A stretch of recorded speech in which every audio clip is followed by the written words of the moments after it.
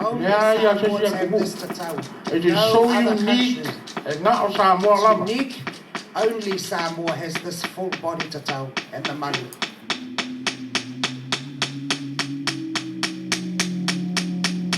Moa pa Samoa mai na mua sa whai ngoai le whaiva lea o le malo fie. The original name for the craft was Malo Fie. O le winga na le upu malo fie o le whaiva o sua. O le awha le lua ia te oe le a ingo Will be sua. the second house. So speaking to A o lo ingo atu funga. you will become the O second tula house wena. of the craft of Te A e mana o le ngā luenga, e mana o le me whai ngā luenga, alu i upolu i asu. Sa ili i upolu. Le whawai nā o le ngā luenga le a, e o mai i le aso, o lo tu maulanga.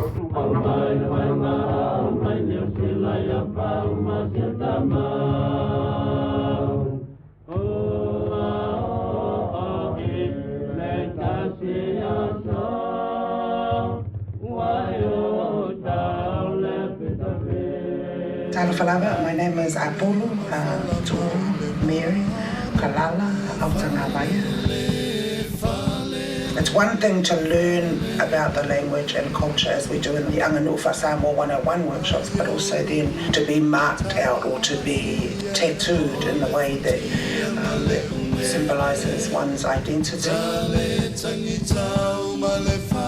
person behind this exhibition is really Tanua'i, my colleague.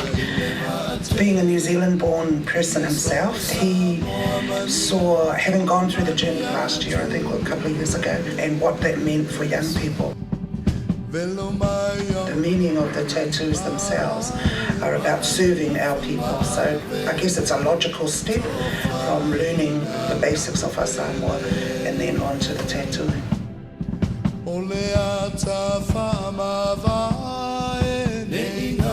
Ona whaunga lo leo le paulu tangata. They use the skin E tu to wai, write about their journeys and their tu diaries wai, and their travel. ia talaanga ia. A umatu lesi tangata, tā lesi tangata carry on, say o mari kaimingi. Lela maka ko ke hoi mari. That's how we created our history. Ia ole winga le upu man. Malu means Le pui puia, o le whale, like a house. It's another formal word for a house, is the malu. Oe le tamai tai. Is you, the woman of Oe the... te pui puia me You are the tino, me protector, sina, you alo are the guidance, you are the keeper of the treasures of Samoa.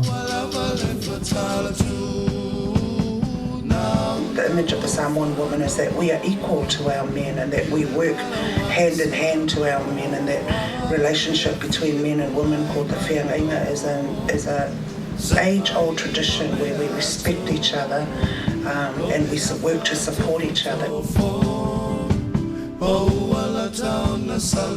Tangata umana tā, o le mea muli lava e kā o le kangaka, o The runga. last thing that you get given as an adult is your ala o le markings kā around your muli belly muli. button. Na paungala nā lo pitanga nai Because pipiki ai that roti nā. is your connection to your mother, to your birth.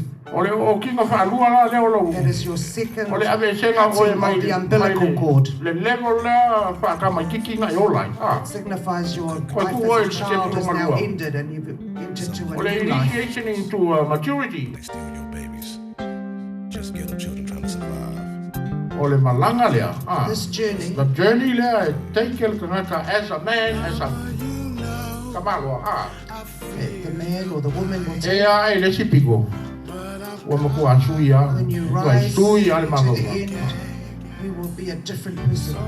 Bloodshed, it's judgment day, and I know I've got to. I said my body would keep up. So when I was writing up, my body keeping up.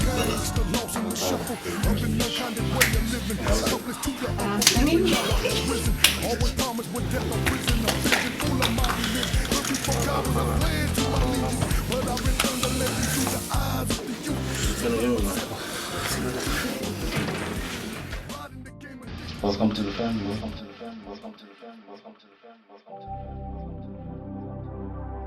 Io la chioma, perché io sono vivo, ma però vengono poi io.